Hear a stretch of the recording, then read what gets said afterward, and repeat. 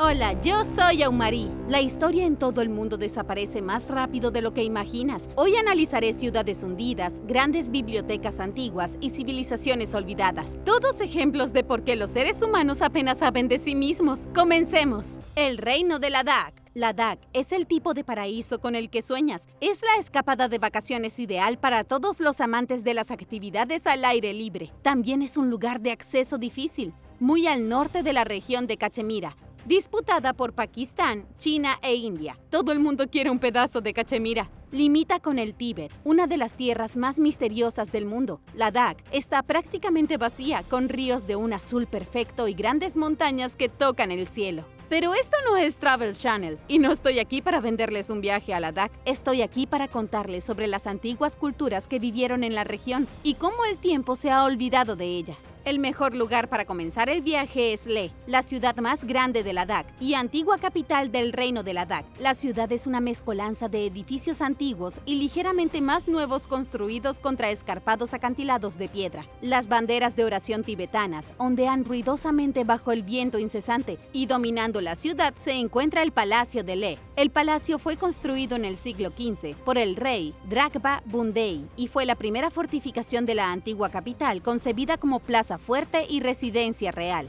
El rey también encargó la construcción de 3 grandes templos budistas, 2 dentro de las murallas de la ciudad y un tercero en la cima de una montaña cercana. En el siglo XVII, Leh era la capital del poderoso reino de Ladakh, que gobernaba el Himalaya y casi todo el Tíbet occidental. Esto duró hasta el año 1834, cuando Ladakh fue anexada por el imperio Sikh. Después de eso, los Sikhs fueron a la guerra con los ingleses y los británicos se apoderaron de Cachemira. Esto marcó el comienzo de una ola de turismo y de repente los misioneros católicos invadieron Ladakh, ansiosos por convertir a la población local en cristiana. Este fue el principio del fin para la antigua región. En la década de 1960, las carreteras modernas permitían un fácil acceso a la ciudad de Leh. Las puertas y murallas de la antigua ciudad fueron demolidas y los campos de arroz que alguna vez suministraron alimento a la gente que vivía en Leh fueron pavimentados y construyeron nuevas casas. Todo el lugar fue modernizado. En el año de 1984, la mayor parte de la ciudad antigua se perdió o fue destruida intencionalmente. Hoy en día no queda casi nada de la ciudad medieval original, excepto el palacio y un puñado de edificios aleatorios. La cultura no ha desaparecido, al menos no del todo, pero el mundo moderno borró gran parte de la historia de Leh y es la misma historia en muchas partes del mundo. El imperialismo, el colonialismo y la modernización han arruinado gran parte del pasado antiguo y gran parte de él fue destruido a propósito. Entonces, ¿quién sabe del pasado que se ha perdido? Aquí hay otro dato que te resultará muy interesante. En el siglo XIV, los misioneros islámicos trabajaban arduamente en Ladakh, difundiendo el Islam entre los lugareños. Habían misioneros sufíes en la capital que rápidamente convirtieron a un gran número de budistas en musulmanes. Sin embargo, nadie sabe realmente qué sucedió. A mediados del siglo XVI, la mayoría de los misioneros islámicos se habían rendido y se habían ido. Tal vez estaban cansados de todas las caminatas que requería la conversión en el Tíbet. La cuestión es que incluso en un lugar tan distante y aparentemente extraño como el Tíbet, los reinos surgen y caen, las religiones aparecen y luego desaparecen, y la historia es demolida.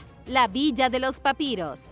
Probablemente estés empezando a hacerte una idea de por qué sabemos tan poco sobre nuestras propias historias, y una de las razones más importantes es que los humanos tienen una extraña tendencia a destruir la historia que les precedió. Pero a veces, no son los humanos los responsables de la destrucción del conocimiento. A veces, la madre naturaleza lo hace por sí sola. En el año 79, el monte Vesubio en Italia entró en erupción. Ya conoces a Pompeya y cómo quedó cubierta de cenizas. El pueblo de Pompeya fue asfixiado por las cenizas, pero quizá no conozcas la biblioteca épica de Herculano que casi fue incinerada. Herculano estaba situada en la bahía de Nápoles, justo en la costa a poco más de 6.4 kilómetros del volcán, mientras el Vesubio arrojaba avalanchas de cenizas y rocas con trozos de escombro volando por las laderas a 100 kilómetros por hora. La gente intentaba esconderse, pero mientras se escondían en cobertizos para botes cerca de la costa, fueron abrumados por el calor y los gases tóxicos. No hubo supervivientes. Al igual que Pompeya, Herculano permaneció oculta bajo capas compactadas de ceniza hasta mediados del siglo XVIII. Algunas de las primeras excavaciones arqueológicas de la historia se realizaron en Herculano. En el año 1750, los trabajadores cavaron unos 18 metros debajo de la superficie y encontraron un piso de mármol. Era el suelo de la villa de los papiros. Pronto se cumplirán 300 años desde que se descubrió la villa por primera vez. Durante ese tiempo, los arqueólogos han aprendido mucho al respecto. Era una de las villas más grandiosas de la ciudad. Era una mansión que incluso para los estándares modernos sería ridículamente lujosa. Estoy segura de que hay muchas personas a las que no les importaría vivir en la bahía de Nápoles, en una elegante mansión romana. Me estoy imaginando grandes estanques, uvas y algunas almohadas muy lujosas. La Villa de los Papiros era más que un simple palacio. También fue una biblioteca que ha brindado a los arqueólogos e historiadores una increíble colección de esculturas y libros. De hecho, la villa es la única biblioteca del mundo greco-romano que ha sobrevivido hasta tiempos modernos. Piensa en el impacto de esa declaración por un segundo. En toda la antigua Grecia y Roma, la única biblioteca que queda es la de Herculano, y solo existe porque está cubierta de ceniza volcánica. Si no hubiera sido por la erupción del Vesubio, provocando lo que seguramente debió parecer el apocalipsis, no quedarían bibliotecas romanas. ¿Cuántos libros se escribieron y distribuyeron durante la época romana? ¿Cuántas bibliotecas que contienen vastos volúmenes de conocimiento, sabiduría e historia han desaparecido y nunca han sido recuperadas? Si la Villa de los Papiros sirve de indicación, las bibliotecas romanas eran algo digno de contemplar. La villa fue construida alrededor del año 40 a.C., técnicamente antes de que se estableciera el Imperio Romano. Eran 20.439 metros cuadrados de glamour con vistas al mar. La villa contaba con piscinas, jardines y pasillos cubiertos, y su biblioteca tenía más de 1,000 rollos de papiro. Según el curador Kenneth Lapatin, la biblioteca contenía principalmente obras filosóficas. El mayor problema ahora es leer los pergaminos sin dañarlos. ¿Cómo se lee un pergamino cocido en un humo volcánico? Para empeorar las cosas, cuando fueron descubiertos por primera vez, los arqueólogos los abrieron y muchos de los libros ya estaban destruidos. Actualmente, los científicos están trabajando en una forma de leer los pergaminos utilizando inteligencia artificial y otras tecnologías nuevas. La creencia es que la biblioteca revelará cientos de obras literarias escritas por importantes filósofos de los que nadie ha oído hablar antes. Así que apártate, Platón. Y ahora el número 11, pero primero es hora de agradecer. Muchas gracias por mirar y apoyar a Lo Puedes Creer. Si eres nuevo por aquí, asegúrate de suscribirte y únete a la familia. La ciudad Accra. Para entender por qué se ha perdido gran parte de la historia de la humanidad, basta con mirar la gran ciudad de Accra. Hace 2000 años, Accra se encontraba a orillas del Mar Negro como una metrópoli hermosa y próspera. Entonces, la gloria de este antiguo lugar llegó a un final abrupto e inesperado. Accra fue absorbida por el mar. Los arqueólogos submarinos han examinado la ciudad y han aprendido más sobre este lugar antiguo. Los investigadores han encontrado ruinas de casas, altas torres y murallas defensivas. Si bien, debido a que aquella ciudad está completamente sumergida, ha resultado difícil conocer detalles íntimos sobre las personas que vivían allí. ¿Cómo pueden los arqueólogos esperar aprender sobre la vida de las personas nadando entre sus casas en ruinas? Estar en el fondo del mar hace que Accra sea extremadamente difícil de estudiar. Afortunadamente, hay algunos registros de historiadores antiguos que mencionan la ciudad. Estrabón y Ptolomeo dijeron que Accra era parte del misterioso reino del Bósforo, que fue fundado en el extremo norte del Mar Negro hace 2500 años, alrededor del año 480 a.C. ¿Estás familiarizado con el reino de Bósforo? No es un tema que surja a menudo, pero si lo conoces, deberías considerarte un experto en historia. ¿Has oído hablar también de las dinastías Arcaneactida y Espartocida? Tampoco mucha gente ha oído hablar de ellas. La dinastía Espartocida gobernó el reino de Bósforo durante 300 años. El reino no era tan grande como el Imperio Romano, pero aún así controlaba una enorme superficie de tierra y prosperó durante siglos. Los espartocidas podrían ser tan famosos como los romanos, pero no lo son. Entonces, ¿por qué crees que ciertas culturas son tan populares y otras parecen totalmente ignoradas? Accra se fundó en algún momento alrededor del siglo VI a.C.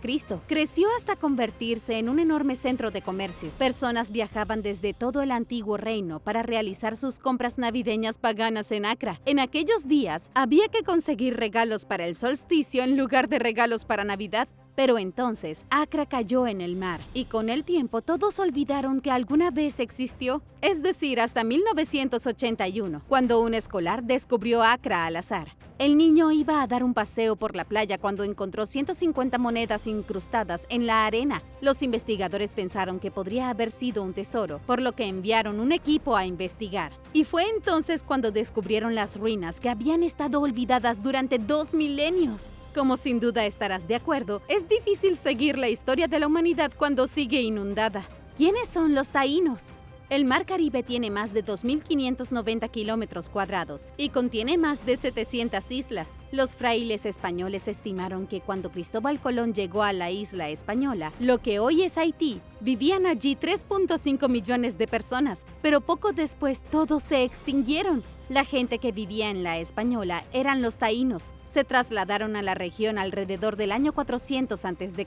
Los taínos probablemente eran los miembros de las tribus Arawak de Venezuela. Se montaron en canoas y remaron a través del mar, extendiendo lentamente los asentamientos por las islas del Caribe. Los taínos vivieron en Haití, República Dominicana, Jamaica, Puerto Rico, Bahamas y etc. Los taínos cultivaban yuca y batata. Tenían una cultura floreciente que apenas comenzaba a alcanzar su apogeo cuando apareció Colón. Sin invitación debería añadir. Y entonces la historia cambió para siempre. En el año 1494, Colón estableció la primera colonia americana en la Isabela, en la costa norte de la Española. Por un corto tiempo los europeos vivieron junto a los nativos taínos y los taínos eran primitivos según los estándares europeos. No tenían un lenguaje escrito y todavía fabricaban cerámica y usaban herramientas de piedra. Pero esto no significa que estuvieran menos evolucionados. Los taínos simplemente no habían desarrollado la necesidad de las cosas que tenían los europeos, pero los taínos jugaban, construían canoas gigantes con capacidad para 100 personas y vivían en paz con la tierra. Pero por supuesto, al ser blancos europeos, los españoles siempre pensaron que eran mejores que los nativos y pensaban que por no tener los mismos valores eran menos. Y así la paz llegó a su fin cuando los españoles encontraron oro. De forma lenta pero segura, los españoles poblaron la Española en mayor número, comenzaron a sacar a los hombres taínos de sus aldeas y obligarlos a trabajar en las minas de oro como esclavos. Lo que siguió es algo que quizá ni siquiera quieras oír porque es bastante horrible. Como los hombres fueron robados de sus aldeas y obligados a trabajar, no había nadie para plantar la cosecha tradicional de los taínos. Miles de personas empezaron a morir de hambre y miles más contrajeron viruela y sarampión. Miles de personas más lucharon contra los españoles en un intento de librar sus tierras de los invasores, solo para morir.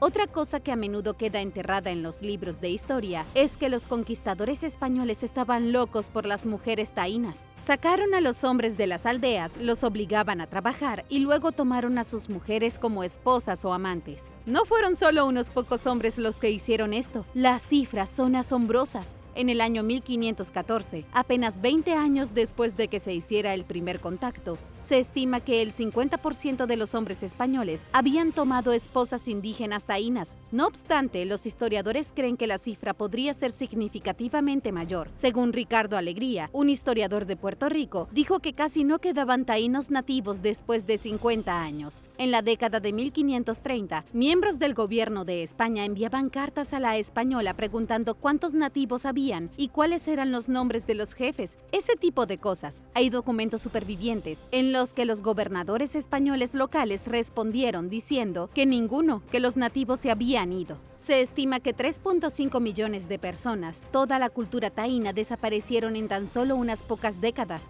Pero la cosa se vuelve aún más loca. Hay un nuevo estudio de Harvard, del que te hablaré más adelante en el video y te dejará boquiabierto. Civilización del Valle del Indo.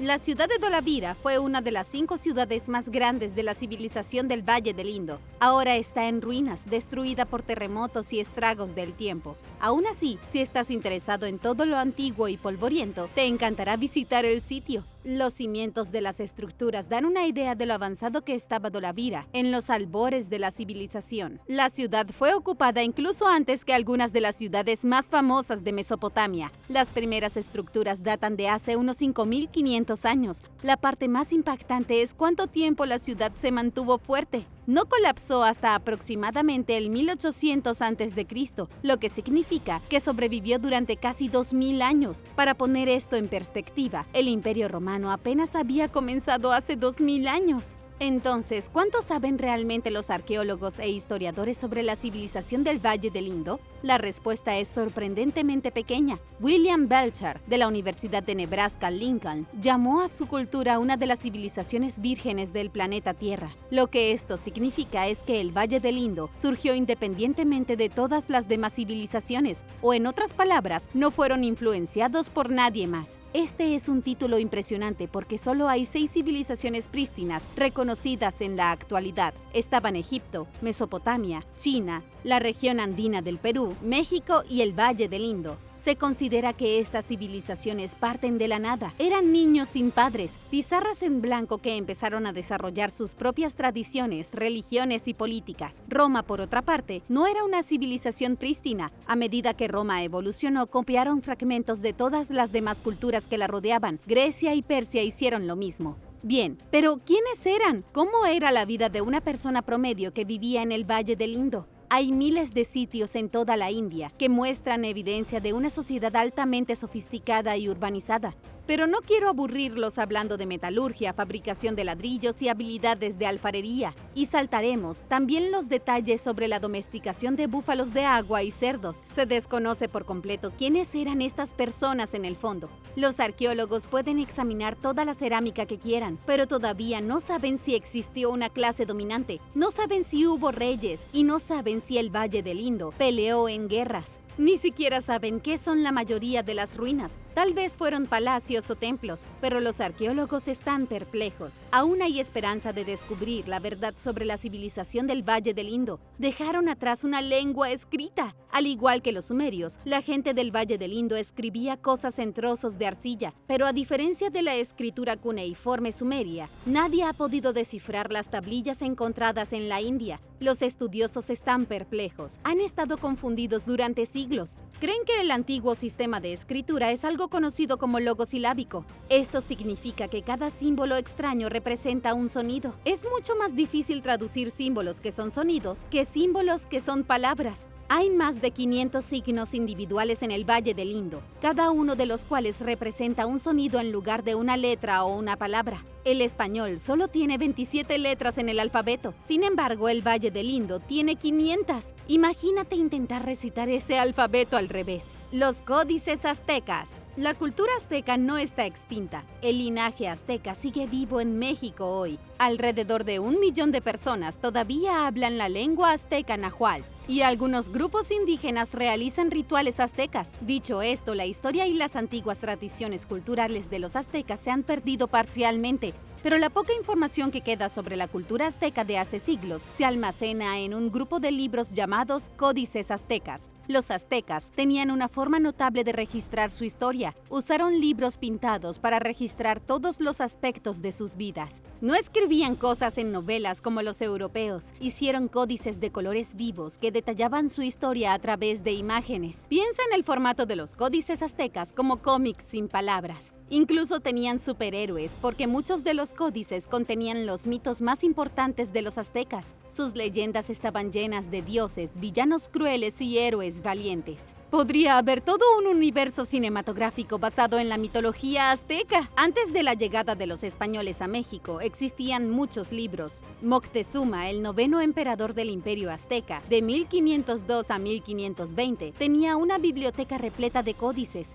¿Has oído hablar de la Biblioteca de Alejandría, pero has oído hablar de la Biblioteca de Moctezuma? Lamentablemente, muchos de los códices fueron destruidos intencionalmente por los españoles. El conquistador Juan Cano dijo que los libros encontrados en la biblioteca de Moctezuma trataban de la compleja historia religiosa de los aztecas. Los libros tenían genealogías detalladas que se remontan a siglos atrás, junto con la lista de reyes. Pero a los españoles no les importaba preservar la historia. Cuando los aztecas fueron derrotados y subyugados, sus libros fueron destruidos. Luego, cuando aparecieron los sacerdotes católicos, las cosas alcanzaron un nivel intenso de destrucción. El humo de la quema de los libros nubló los cielos mientras los sacerdotes intentaban desesperadamente borrar todo rastro de la religión azteca. Por algún milagro, varios códices sobrevivieron y están almacenados en bibliotecas y museos de todo el mundo. Aún así, resulta doloroso pensar en cuánta información se perdió. Estragos en el Caribe, parte 2. Al principio del video les hablé sobre los taínos y cómo hubo 3.5 millones de ellos que se extinguieron debido a la invasión española. Un nuevo estudio de Harvard cree que esto podría estar completamente equivocado. Los recientes avances en tecnología genética permitieron a la Universidad de Harvard examinar los datos genéticos de los antiguos isleños del Caribe. El genetista David Reich dirigió un equipo que examinó el ADN de 174 personas, cuyos huesos fueron excavados en sitios entre Venezuela y las Bahamas. Se analizaron meticulosamente los genomas de 93 personas. Los resultados del estudio son asombrosos. Los científicos confirmaron que sí, los taínos partieron en canoas desde América del Sur hace 2500 años. El pueblo taíno probablemente provenía de las tribus arawak de Venezuela. No obstante, no fueron los primeros colonizadores del Caribe. Los taínos eran invasores. El análisis de ADN demostró que cuando los taínos llegaron al Caribe, lo colonizaron. En las islas ya había gente viviendo desde hacía miles de años. La gente llegó desde las costas de Centroamérica hace 7000 años. Los habitantes originales eran un pueblo arcaico sin nombre. De todos modos, no hay ningún nombre que la historia recuerde. Solo quedan unos pocos rastros genéticos de ellos, que aparecieron durante el estudio de Harvard. El estudio también demostró que los dos grupos, los taínos y los pueblos más antiguos que ya se encontraban en el Caribe, no se mezclaron. La evidencia apunta a que los taínos le hicieron al pueblo arcaico exactamente lo que los españoles le harían a ellos aproximadamente 1000 años después. Aparecieron, coexistieron por un tiempo y luego aniquilaron a los nativos. Hacia el año 900, los taínos eran los únicos supervivientes en las islas. Luego, hacia el año 1600, los españoles eran los únicos supervivientes. El estudio también sugirió que la población taína probablemente no era tan alta como se creía anteriormente, lo que podría desafiar la estimación común de 3.5 millones. Los nuevos modelos matemáticos basados en extrapolaciones de datos genéticos apuntan a una población taína de menos de 100.000 habitantes. Esto sugeriría que, aunque los colonizadores europeos acabaron con los taínos, millones no murieron. No es gran consuelo decir que solo murieron decenas de miles, pero ciertamente es un número menor. Esto demuestra cuán confuso y poco confiables pueden ser los registros históricos. ¿Qué opinas sobre el extraño giro de la ironía aquí? Los taínos aniquilaron a los nativos, se convirtieron en nativos y luego fueron aniquilados ellos mismos. ¿Es así como funciona el mundo? ¿Y cuántas veces ha pasado esto? El Imperio Ahom. El Imperio Ahom de la India hizo su capital en la ciudad de Assam durante el siglo XIII, donde aún hoy se conservan sus espléndidos monumentos. Esto está cerca de la frontera con Myanmar, de donde probablemente se originaron. Los Ahom desarrollaron una cultura única que se centró en gran medida en el arte, la economía y la sociedad. Después de un par de siglos, los Ahom tenían control total sobre la región del valle. Se fueron expandiendo gradualmente, consolidando pequeñas aldeas y absorbiéndolas en su imperio. Eran como una esponja gigante que absorbía todo lo que entraba en contacto con ellos. En el siglo XVII, su crecimiento llamó la atención del Imperio Mughal, mucho más poderoso. La guerra se libró entre el año 1615 y 1682, pero sorprendentemente los mogoles fueron derrotados en la batalla de Ikta Juli. Esto dejó a los Ahom como los campeones invictos del valle de Brahmaputra. Pero los días buenos solo duran un tiempo. Solo en su valle, los Ahom comenzaron a fragmentarse. Hubo una lucha interna, además de batallas religiosas entre dos ideologías diferentes. La guerra civil devastó el imperio desde dentro. Luego, en el año 1817, sus vecinos de Birmania invadieron. Los birmanos no podrían haber elegido un peor momento para invadir el imperio Ahom. Puede que hayan ganado la guerra con los Ahom, pero eso solo los puso cara a cara con los británicos. Los birmanos no ganaron esa pelea. Entonces, en el año 1826, la ciudad de Assam era parte de la India británica. Hoy el imperio Ahom es solo un recuerdo lejano. Sus reyes están perdidos en la historia y solo quedan ruinas para contar la historia del imperio. Qusair Amrah. Durante 88 años, los omeyas gobernaron una gran parte del mundo. Algunas dinastías duraron miles de años, pero otras aparecieron y desaparecieron en un abrir y cerrar de ojos. La dinastía omeya existió durante una sola vida, desde el 662 hasta el 750. Y sin embargo controlaban más territorio que casi cualquier otro imperio de la historia. El califato omeya se estableció inmediatamente después de la muerte del profeta islámico Mahoma. Los califas lanzaron conquistas musulmanas expansivas, reclamando territorio desde Rusia hasta la India, a lo largo de Oriente Medio y Cercano, Egipto y norte de África, hasta llegar finalmente a las fronteras meridionales de Francia. Este fue un logro sorprendente para un imperio que solo duró 88 años. El imperio musulmán no caería, pero la dinastía omeya ciertamente sí. Fueron derrotados por la dinastía abasí, que continuaría la expansión musulmana y gobernaría el mundo árabe hasta el año 1258. Estoy más interesada en un solo lugar específico conocido como Qasr Amrah, ubicado en el desierto oriental de Jordania. Qasr Amrah es uno de los pocos palacios omeyas del siglo VIII que se conservan y actualmente está a punto de ser destruido. Está lleno de arena, el palacio se está erosionando y está contaminado por bolsas de plástico y basura. El palacio se utiliza a menudo como cubo de basura.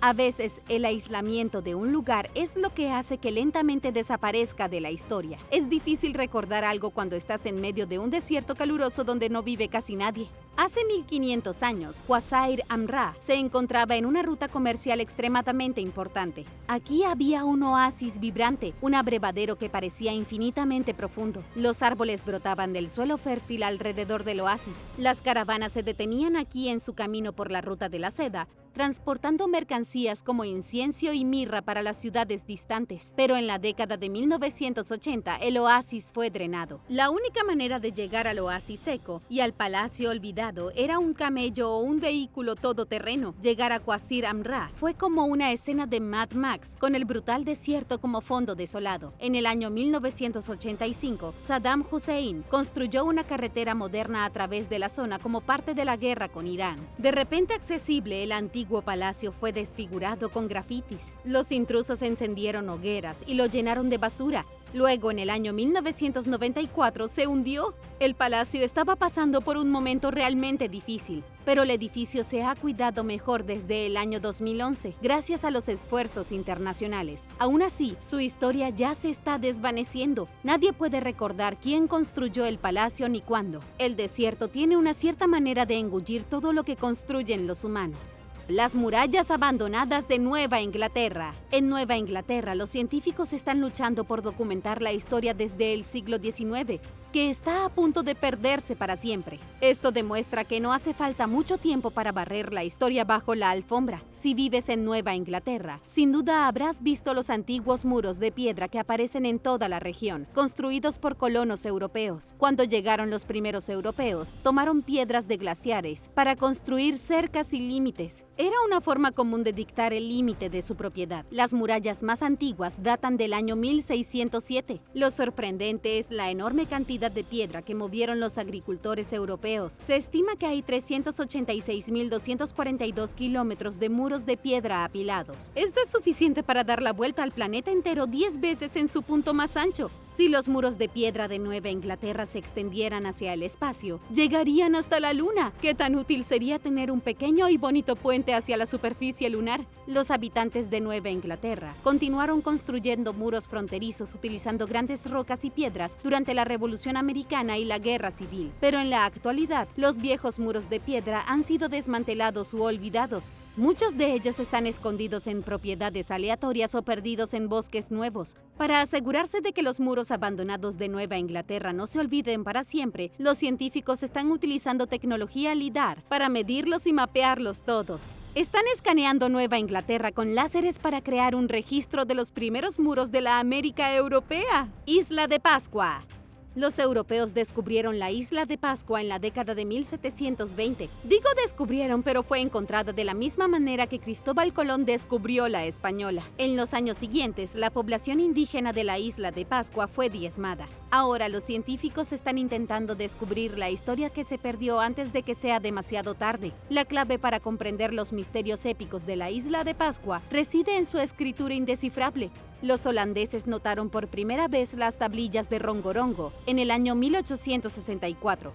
Varias de ellas fueron retiradas de la isla para conservarlas como artefactos. Y tiene sentido, quiero decir, ¿quién no querría un artefacto de la isla de Pascua? Sin embargo, al igual que los sacerdotes católicos que destruyeron los códices aztecas, las tablillas de madera restantes de Rongorongo de la isla de Pascua fueron borradas. Hoy en día sobreviven 27 objetos de madera, cada uno de los cuales tiene inscrita la lengua escrita de los Rapa Nui, el pueblo de la isla de Pascua. Es un idioma que nadie ha podido descifrar ni traducir. Mira las figuras que se utilizaron. La escritura consta de signos pictóricos llamados glifos. ¿No es increíble? Cada glifo es mucho más complicado que una letra latina, aunque mucho menos complicado que los caracteres chinos. Si se puede descifrar este guión, los científicos finalmente podrían saber qué sucedió en la isla de Pascua antes de la llegada de los holandeses. Ustedes y yo finalmente pudimos descubrir de qué se trataban sus estatuas gigantes, conocidas como Moai. Me encantaría saber para qué servían las estatuas gigantes de la isla de Pascua y por qué construyeron tantas de ellas. Hay algunas otras cosas importantes que quizá no sepas sobre la isla de Pascua. ¿Sabías que fue una de las últimas masas de tierra del mundo en ser poblada por seres humanos?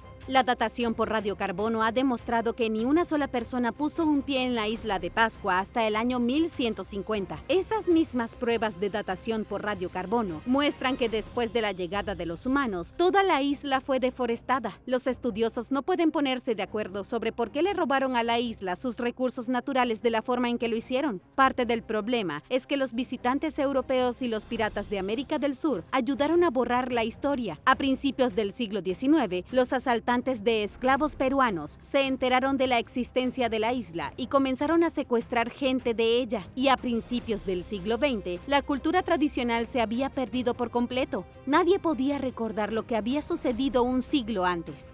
El Valle de los Molinos.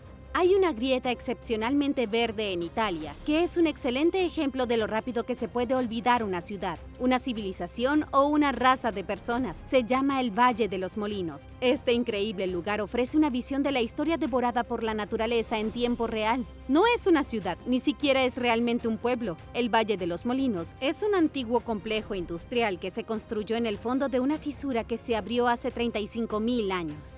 Las primeras estructuras aparecieron en el siglo XIII. Los italianos medievales aprovecharon el arroyo que fluía por el fondo de la grieta y construyeron molinos harineros con piedra sólida, utilizando el arroyo para impulsar los molinos y moler el trigo. Los molinos harineros eran sencillos pero eficaces y ayudaban a sostener la economía local. Con el éxito de los molinos harineros, otras empresas decidieron que querían construir sus fábricas en la grieta. Surgió un aserradero, así como un lavandero para bañarse y lavar ropa.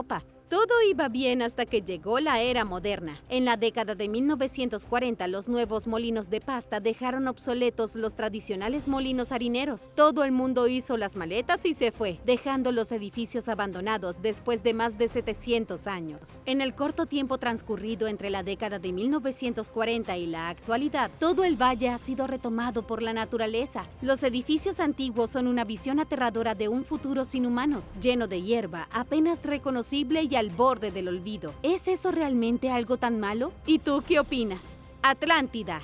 La Atlántida es lo opuesto a cualquier otro tema en la discusión de hoy. El filósofo griego Platón contó la historia de la Atlántida en el año 360 a.C. Durante más de 2300 años, la historia de esta ciudad se ha mantenido viva y coleando. Nadie se olvidará pronto de la Atlántida. La hilarante ironía es que la Atlántida probablemente nunca existió. Al menos los estudiosos no creen que sea así. Se han olvidado tantas ciudades y culturas, pero la que no existía sigue siendo tan popular como siempre. Platón afirmó que la Atlántida estaba poblada por semidioses. Estos seres misteriosos crearon una utopía en algún lugar de la costa de España. Vivían en una serie de islas separadas por enormes fosos. Sus islas eran exuberantes, verdes y animales salvajes exóticos convivían con los habitantes de la ciudad. Cuando los atlantes no respetaron adecuadamente a los dioses hundieron sus islas en el mar y se extinguieron. Ese fue el fin de la poderosa Atlántida, según Platón. Platón también dijo que la historia existió 9000 años antes de que él la contara, y esta es probablemente la parte más impactante. Platón afirmó que la historia de la Atlántida ya se había transmitido de generación en generación. Entonces, tal vez la Atlántida realmente existió. El marco temporal situaría a la Atlántida hundiéndose hace unos 13.000 años, al mismo tiempo que el diluvio bíblico. Quizá todavía se recuerde porque es parte de nuestra antigua conciencia humana. Tal vez este mismo evento catastrófico les ocurrió a muchas civilizaciones antiguas que acaban de ser aniquiladas por la naturaleza. Hay una razón por la que esta historia persiste tanto, ¿cierto?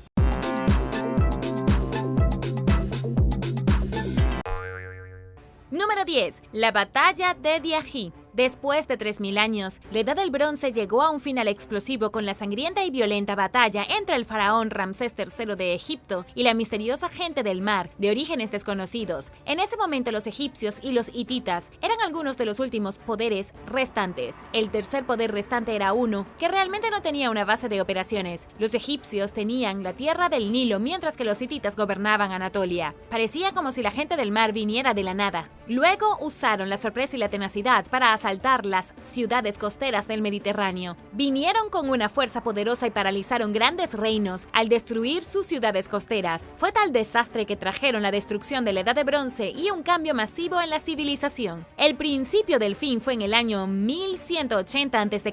El imperio hitita estaba en medio de una terrible hambruna, experimentando malestar social y había problemas en la línea real. Fue entonces cuando la gente del mar atacó. Pero después de que derribaron el imperio hitita, se encontraron enfrentando el mismo problema que tenían los hititas. No tenían comida y su gente se estaba muriendo. Entonces, la gente del mar zarpó hacia Egipto para robar su comida y su tierra. La gente del mar sabía que la única forma en que podían tomar Egipto por la fuerza era si se dividían en dos partes diferentes. Atacarían desde tierra y mar al mismo tiempo, utilizando una maniobra de pinza. Pero Ramsés III lo vio venir desde 1.6 kilómetros de distancia e ideó un plan para encontrarse con ellos 2 veces en la batalla. Llevó a su ejército a atacar de forma preventiva, aplastando a la gente del mar en la batalla de Diají. Luego le dio la vuelta a su ejército y se reunió con el otro grupo en la gran batalla del Delta. Ganó ambas batallas, aplastando a la gente del mar y poniendo fin a su reinado del terror. Sin embargo, la gente del mar ya había hecho demasiado daño para repararlo. Llevaban años saqueando la costa del Mediterráneo, y en un momento en que la mayor parte de Europa sufría de una grave sequía, ayudaron a derrotar al imperio hitita, la civilización micénica, el reino de Al-Ashiyya y Ugarit, y eso solo por nombrar algunos. Número 9. La Batalla de los Acantilados Rojos. En el año 208, la Batalla de los Acantilados Rojos se libró entre el señor de la guerra Cao Cao y el comandante militar Liu Bei. Fue una batalla decisiva en la historia de la antigua China, que enfrentó a 2 de los guerreros más legendarios de China. En ese periodo, China estaba dividida por señores de la guerra sedientos de sangre, cada uno de los cuales controlaba una pequeña región y luchaba contra sus vecinos. Esto había estado sucediendo durante años, incluso miles de años. A lo largo de la dinastía Han, China estuvo segregada por clanes de señores de la guerra, pero al acercarse al final, el poder se había dividido en su mayoría a la mitad. Cao Cao tenía la fuerza bruta en el norte de China tras de él, mientras que Liu Bei se jactaba de tener los ejércitos del sur. En cierto modo, la lucha fue de norte contra sur. Fue un conflicto masivo y sangriento, y la coalición del sur aplastó a Cao Cao y puso fin a su búsqueda de toda la vida de unirse a China bajo una regla, la suya. Con la batalla de los acantilados rojos terminada, la dinastía Han llegó a su fin, y con la mayoría de las fuerzas del norte dispersas o destruidas, Liu Bei tenía una excelente ventaja para tratar de unificar China bajo su dominio. Trabajó para estabilizar el país, pero luego se dividió en 3 reinos separados. Cao Cao fue golpeado pero no asesinado y pasó a gobernar el pequeño reino de Cao Wei. Liu Bei reinó sobre Shuhan y el tercer hombre, Sun Xuan, gobernó el este de Wu. Este fue el periodo de los 3 reinos, que solo duró un breve tiempo hasta el 280. Fue entonces cuando los 3 reinos se unieron bajo la dinastía Jin. Número 8. La Batalla de Hastings. La Batalla de Hastings se libró el 14 de octubre de 1066. El rey Harold II de Inglaterra se encontró en el lado perdedor de la historia, cuando las fuerzas normandas de Guillermo el Conquistador aplastaron las suyas, mataron a Harold II y se proclamó rey de Gran Bretaña. Este fue un tremendo punto de inflexión en la historia británica porque vio la muerte del último rey anglosajón y el ascenso del primer rey normando. Para un poco de historia, Guillermo el Conquistador fue duque de Normandía. Su sangre podría rastrearse hasta los vikingos. Tenía una relación directa con el asaltante vikingo Rollo, que saqueó Francia en el siglo IX y recibió tierras y títulos en Normandía. De hecho, Normandía recibió su nombre de los escandinavos a quienes se les dio la tierra. Años antes de que tuviera lugar la batalla, en 1051, Guillermo visitó Inglaterra y conoció a su primo, el rey inglés Eduardo el Confesor. Eduardo no tuvo hijos y prometió hacer de Guillermo su heredero, pero después de la muerte de Eduardo, el reino fue entregado a Harold. Esto enfureció a Guillermo e invadió Inglaterra desde Francia porque creía que el trono era legalmente suyo. El deseo de Guillermo por el trono lo ganó en batalla y pronto marchó sobre Londres y sometió a la ciudad. A las pocas semanas de llegar al suelo inglés, Guillermo el Conquistador se convirtió en el primer rey normando de Inglaterra y Europa cambió para siempre. Y también cambió Inglaterra porque poco después comenzó a hablar francés como su idioma nacional. Número 7. La Batalla de Platea. La Batalla de Platea se libró entre griegos y persas en el año 479 a.C. El año anterior, los griegos y los persas se habían metido en una feroz batalla naval que vio a los griegos salir victoriosos. Jerjes I, gobernante de Persia, había sido diezmado por los guerreros hoplitas griegos altamente entrenados y sus habilidades navales superiores. Los griegos derrotaron una vez más a los persas en la Batalla de Platea, dando paso a un periodo inmenso de riqueza, prosperidad y floreciente cultura occidental. Esta fue una batalla extremadamente importante debido a lo que estaba sucediendo en los años anteriores. A partir del siglo V a.C., Darío I de Persia expandió su territorio hacia la Europa continental, acabó con Tracia y Macedonia, y su siguiente objetivo fueron los griegos. Los griegos eran una espina en el costado de casi todas las civilizaciones que se habían levantado en la zona. Eran invencibles, pero Darío los necesitaba fuera de su camino si quería expandirse por Europa y gobernar el mundo. En el 490 a.C., los griegos se enfrentaron a los persas en la batalla de Maratón. Persia fue humillada y enviada a casa llorando. Luego, cuando Jerjes se convirtió en el rey en el 486 a.C., siguió los pasos de su padre y una vez más trató de tomar Grecia. Los espartanos los enfrentaron en la batalla de las Termópilas, pero salió victorioso. Los espartanos dieron a los griegos suficiente tiempo para poner sus asuntos en orden, y cuando Jerjes continuó su marcha, los griegos estaban listos para acabar con él. Jerjes tenía el ejército más grande que el mundo jamás había visto, con alrededor de 200.000 hombres armados involucrados en la lucha. Una batalla de ese tamaño no se volvió a ver hasta Waterloo. Con Grecia como vencedora, Persia se detuvo en seco. Y ahora el número 6. Pero primero es hora de agradecer. Gracias a todos nuestros suscriptores por ver el video y pasar tiempo con nosotros en nuestro pequeño rincón de internet. Y si eres un suscriptor que regresa, bienvenido de nuevo. Si eres nuevo por aquí, también asegúrate de suscribirte y hacer clic en la campanilla de notificaciones. Así no te perderás los próximos videos.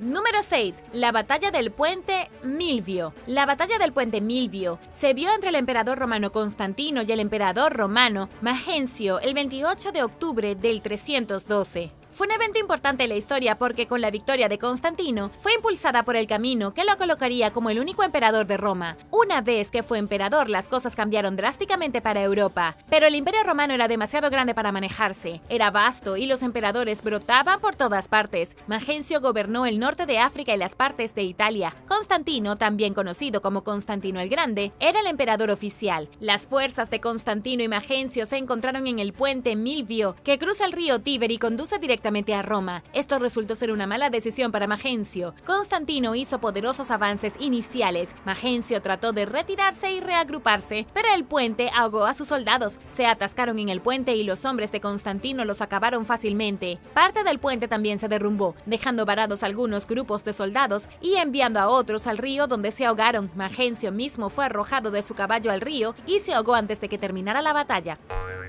Número 5. La Batalla de Gaugamela. Más de un siglo después de que los griegos impidieran que los persas se adentraran más en Europa, hubo un gran enfrentamiento entre Macedonia y el ejército persa. Las fuerzas de Macedonia fueron dirigidas por Alejandro Magno, mientras que las persas fueron dirigidas por el rey Darío III. A diferencia de la primera pelea entre Europa y Persia, esta tuvo consecuencias devastadoras para Persia. Fue el golpe final al imperio aqueménida, que había gobernado el oeste de Asia desde el 550 a.C. El imperio aquemenida fue el imperio más grande del mundo, abarcó millones de kilómetros cuadrados, pero nunca pudo traspasar las fronteras de Grecia. La batalla de Gaugamela tuvo lugar en el 331 a.C. Los combates ocurrieron en las afueras de un pueblo antiguo, en lo que hoy es Irak. Los persas creían que ganarían ya que superaban significativamente en número al ejército de Alejandro Magno. La mayoría de los historiadores están de acuerdo en que las probabilidades habrían sido suficientes para que la mayoría de los generales se rindieran o huyeran. Pero Alejandro usó tácticas superiores, lo que le dio una victoria decisiva y condujo al colapso total de Persia. Con el imperio aqueménida fuera de servicio, a Alejandro Magno se le permitió comenzar su conquista del mundo conocido. Número 4. La batalla de Shoulu. The Records of the Grand Historian es una historia larga y compleja de China, un recuento de todos los eventos importantes a lo largo de las 24 dinastías de China. El libro fue escrito a principios del siglo I por el historiador Sima Xiang. Es muy cerca del comienzo de este registro, que se detalla la segunda gran batalla de la historia de China. Se llama la batalla de Shoulu y fue una de las primeras batallas importantes que se ganó un lugar en un libro de historia. La batalla se libró en el siglo XXVI a.C., hace más de 4500 años. Se luchó entre el legendario emperador amarillo y sus tribus Jiuli de Chizhou. Estos dos ejércitos primitivos, pero poderosos, se unieron a lo largo de las llanuras de Shoulu para batallar por la tierra fértil del Valle del Río Amarillo. El emperador amarillo ganó, y la historia se alteró para siempre. El emperador amarillo estableció la capital de lo que pronto se convertiría en la Confederación Agrícola de la civilización Huaxia, y a partir de allí la civilización se convertiría en una poderosa nación China Han. Número 3. La batalla de Agincourt. La batalla de Agincourt es una de las más famosas de la historia inglesa. La batalla tuvo lugar en la Guerra de los 100 Años entre Francia e Inglaterra. Enrique V condujo a su ejército al norte de Francia después de cruzar el Canal de la Mancha 2 meses antes con 11.000 hombres. Puso sitio a la ciudad de Honfleur en Normandía. Tomó la ciudad después de 5 largas semanas, pero perdió a la mitad de los hombres al hacerlo. La mitad de su ejército se había muerto por enfermedades y bajas. Incluso cuando solo quedaban unos 5.000 hombres, Enrique empujó a su ejército al noreste de Calais. Pero en su camino se interpuso un ejército de 20.000 franceses. Superaban en número a los exhaustos ingleses por 4-1. El 25 de octubre de 1415 los ingleses no tuvieron más remedio que luchar. La batalla comenzó a las 11 de la mañana y los ingleses se mantuvieron firmes y dejaron que los franceses avanzaran hacia ellos. Cuando los franceses entraron en el campo de batalla, fueron bombardeados por artillería y flechas. Los ingleses tenían arcos largos muy avanzados y pudieron hacer llover la muerte sobre los franceses que los atacaban. Los hombres de la caballería francesa no pudieron alcanzar a los arqueros porque se habían protegido con un muro de estacas puntiagudas. A medida que más y más franceses entraban al campo de batalla, su número significaba cada vez menos. Fueron cortados por flechas, apretados en un cuello de botella y completamente masacrados por los ingleses. Al final los franceses perdieron alrededor de 6.000 hombres, mientras que los ingleses perdieron solo 400. Fue una de las batallas más asombrosas e impresionantes de la historia militar y llevaría a Enrique V a ser reconocido como heredero del trono de Francia años después, en 1420. Número 2. La batalla de Rávena. La batalla de Rávena fue la última batalla que libró el Imperio Romano. Tuvo lugar en el 476, después de que los bárbaros invadieran Roma, le arrancaran el corazón y sumieron al imperio en oscuridad y caos. Roma fue saqueada en el año 410 por los visigodos, luego nuevamente en el año 455 por los vándalos. Cuando comenzó la batalla de Rávena en el 476, el Imperio Romano había perdido casi todo su poder. El último emperador fue Rómulo Augustulo, que no fue reconocido como gobernante legítimo fuera de Italia. El emperador romano de Oriente, que prosperaría durante otros 1000 años, reconoció a Julio Nepote como el legítimo emperador de Occidente. La lucha tuvo lugar entre Roma y los érulos. Los erulianos eran un grupo de mercenarios que habían luchado para el ejército romano de Italia, pero no estaban contentos con la forma en que iban las cosas ni con su salario. Se rebelaron contra el emperador romano no reconocido bajo el liderazgo de Odoacro. El 2 de septiembre del año 476, la guarnición romana fue masacrada por mercenarios mucho más motivados. La última capital de Roma, la ciudad de Rávena, fue capturada. En cuestión de horas, 1200 años de dominio romano terminaron oficialmente. Número 1. La batalla de Harran. La batalla de Harran fue la primera gran batalla posterior a la primera cruzada. Se libró el 7 de mayo de 1104 entre las fuerzas de los cruzados de Antioquía y los turcos selyúcidas. Durante la primera cruzada, los cruzados habían establecido estados en sus territorios conquistados. Antioquía era uno de esos estados, al igual que Edesa, y aunque esas guerras se llamaban cruzadas, en realidad eran solo proyectos de expansión en nombre de los francos y la Iglesia Latina para conquistar todas las tierras en poder de los musulmanes. La batalla fue un desastre absoluto para los cruzados. Fue una derrota tan grande que a las fuerzas musulmanas les mostró cuán vulnerables podían ser realmente los cruzados. Después de la batalla, que fue brutal y vio a las fuerzas cruzadas destrozadas por los turcos, la mayor parte del territorio ganado en la primera cruzada se rebeló. Antioquía se sumó a la agitación. Los musulmanes recuperaron la mayor parte del territorio perdido y la segunda cruzada comenzó poco después para recuperar todo ese territorio perdido. Todo debido a una batalla desastrosa.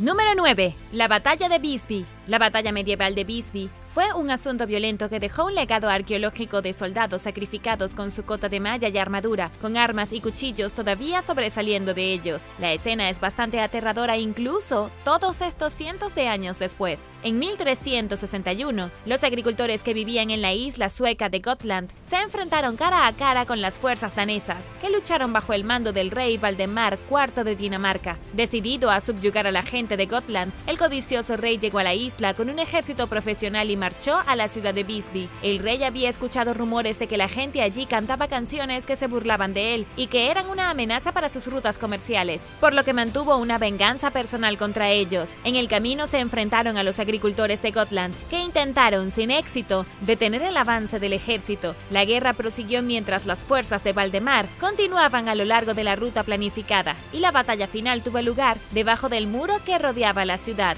Los residentes de Gotland estaban decididos a mantenerse firmes, tanto que incluso los niños y las personas mayores se unieron a la lucha, pero no fueron rivales para las tropas invasoras y finalmente se rindieron. Más de la mitad de los agricultores de la isla, alrededor de 1800, murieron en el sangriento encuentro. Los vencedores enterraron apresuradamente a los muertos en fosas comunes que los arqueólogos han excavado durante el último siglo. Además de restos humanos, han descubierto fascinantes artefactos, incluidas armaduras y armas exclusivas de Gotland. Los objetos que quedaron de la batalla de Visby ofrecen un vistazo poco común a las tácticas de la guerra medieval y las condiciones de vida de la época. El suelo aquí lo dejó todo muy bien conservado, incluidos guantes blindados y trozos de ropa. Mientras tanto, los huesos humanos cuentan las historias individuales de los habitantes de Gotland, que sufrieron terribles muertes a manos de los daneses. Número 8. La batalla de Bunker Hill. Desde el comienzo de la Revolución Americana, la victoria parecía todo menos segura para los colonos que buscaban liberarse de Gran Bretaña. Estaban menos capacitados, escasos de recursos y superados en número durante gran parte de la guerra, pero estas fuerzas desiguales creían lo suficiente en la lucha por la independencia como para perseverar, incluso cuando las probabilidades estaban claramente en su contra. Una de las primeras escaramuzas importantes entre los colonos y los británicos, conocida como la Batalla de Bunker Hill, ocurrió el 17 de junio de 1775 en Charlestown, en Massachusetts. Para entonces, las tensiones entre las partes habían llegado al punto álgido. Mientras los rebeldes se preparaban para la guerra, los británicos se preparaban para responder al levantamiento. La noche anterior a la batalla, los patriotas comenzaron a fortificar Brett's Hill en las afueras de Boston. Su objetivo era evitar un ataque británico, pero sus acciones provocaron que el enemigo lanzara un asalto. Mientras las tropas del rey Jorge marchaban colina arriba en formación, los colonos no dispararon porque no tenían suficiente pólvora, la estaban guardando para el último momento posible. Finalmente los milicianos comenzaron a disparar y repelieron con éxito 2 avances británicos. Pero los casacas rojas no se dieron por vencidos y en su tercera carga en Brett's Hill, los rebeldes finalmente se quedaron sin pólvora. Siguió el combate cuerpo a cuerpo y los británicos ganaron, pero su victoria tuvo un costo alto. Habían esperado sofocar a una turba rebelde y se sorprendieron al ver lo organizados y decididos que estaban los colonos. Casi 300 de los soldados del rey murieron y otros 800 resultaron heridos. En comparación, los patriotas perdieron 140 soldados y alrededor de 260 resultaron heridos. Continuaron negándose a dar marcha atrás a medida que su rivalidad con los británicos pasó de desacuerdos a una guerra en toda regla. Número 7. La batalla de Zama. Aníbal Barca era un general cartaginés que comandó sus fuerzas contra el Imperio Romano durante la Segunda Guerra Púnica. Puedes recordarlo por sus elefantes de guerra, conocido por su destreza táctica. Es considerado uno de los líderes militares más grandes de todos los tiempos. Pero aunque Aníbal era completamente conocido por sus increíbles tácticas de batalla, no era perfecto. Aníbal finalmente se encontró con su rival en la batalla de Zama en el 202 a.C., cuando su ejército se enfrentó cara a cara con las tropas romanas dirigidas por el general Escipión, el africano. En ese momento, Cartago se enfrentó cada vez más a la amenaza de la derrota por parte de los romanos, que habían invadido África recientemente. Aníbal fue llamado de regreso a Cartago desde Italia. En el camino, reunió 37,000 soldados, muchos de los cuales no tenían experiencia en la lucha contra los romanos y en la guerra en general. Mientras tanto, Escipión se acercó con el mismo número de soldados y una caballería de 6,000 hombres hombres, que era muy superior a las fuerzas cartaginesas. Sabiendo que estaba en desventaja, Aníbal se reunió con Escipión e intentó negociar un acuerdo, pero el general romano rechazó la oferta y la pelea comenzó al día siguiente. Aníbal soltó 80 elefantes mal entrenados sobre los bien organizados soldados de Escipión, que fueron entrenados para moverse a un lado mientras los animales cargaban. La caballería romana atacó a la caballería cartaginesa más débil, haciéndoles huir, y la infantería de Escipión aplastó a los soldados de Aníbal. Cuando los combatientes romanos se agotaron, recibieron refuerzos de la caballería que rápidamente derrotó a las tropas más experimentadas de Cartago. Alrededor de 20.000 de los soldados de Aníbal murieron y otros 20.000 resultaron capturados. Los romanos solo perdieron 1.500 hombres. Su victoria marcó el final de la Segunda Guerra Púnica. Los cartagineses fueron severamente castigados y nunca recuperaron la fuerza para desafiar a los romanos.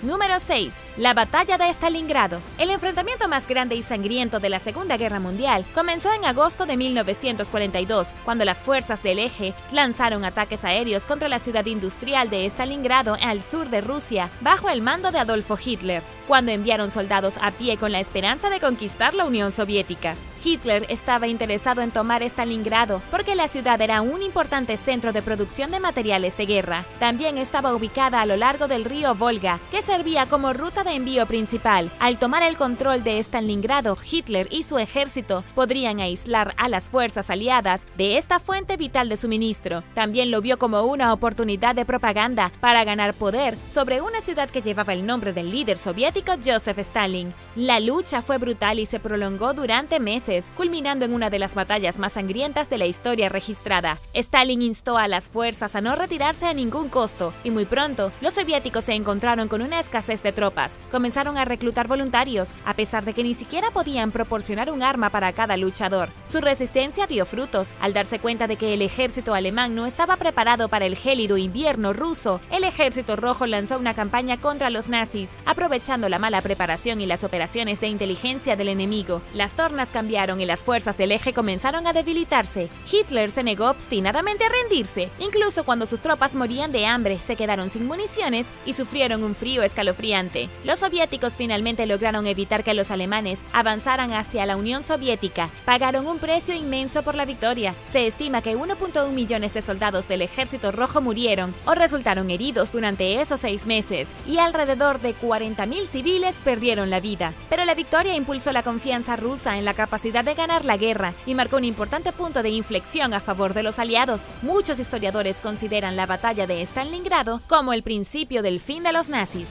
Y ahora el número 5. Pero primero, si eres un suscriptor que regresa, bienvenido de nuevo. Y si eres nuevo por aquí, también asegúrate de suscribirte y hacer clic en la campanilla de notificaciones, así no te perderás los próximos videos.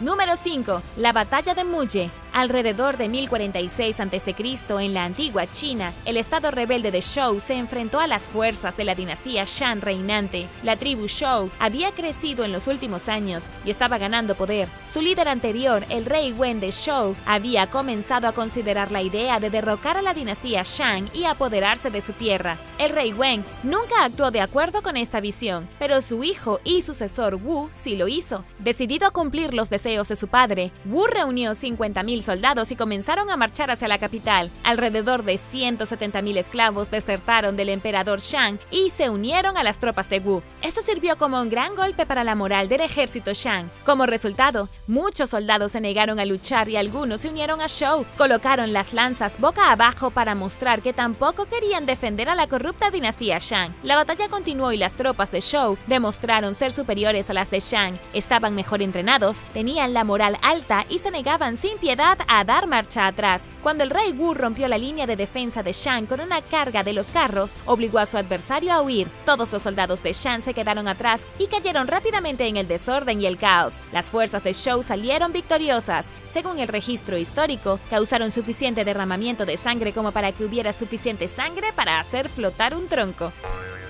Número 4. Asedio de Orleans. Las fuerzas inglesas sitiaron la ciudad de Orleans en Francia durante octubre de 1428 hasta mayo de 1429, durante la Guerra de los 100 Años. En ese momento, el poder de Inglaterra contra los franceses estaba en su apogeo y la guerra estaba en las últimas etapas. Los ingleses sabían que si Orleans caía, probablemente conquistarían toda Francia. El ejército francés no había visto una gran victoria desde antes de 1415, cuando sufrieron un golpe aplastante en la batalla de Agincourt. Esta racha perdedora continuó durante los primeros 6 meses del asedio. Hacia el final de la terrible experiencia, una adolescente conocida como Juana de Arco viajó a Orleans después de escuchar voces que le decían que ayudara a los franceses a recuperar el trono. Vestida con ropa de hombre y acompañada con un pequeño ejército, entró en la ciudad por la puerta oriental mientras las tropas francesas distraían a los ingleses en el lado occidental. Juana de Arco trajo refuerzos y suministros que se necesitaban desesperadamente y también volvió a despertar el espíritu de lucha entre los franceses. Dirigió varias batallas, durante las cuales fue alcanzada por una flecha. Después de vendar su herida, Juana volvió a la refriega, ayudando a asegurar la victoria francesa. Los ingleses abandonaron Orleans al día siguiente. Esta feroz guerrera continuó liderando a los franceses en batallas durante 5 semanas más y ganaron repetidamente contra los ingleses. Los franceses recuperaron la ciudad de Reims y Juana de Arco se arrodilló a los pies de Carlos VII cuando fue coronado rey de Francia.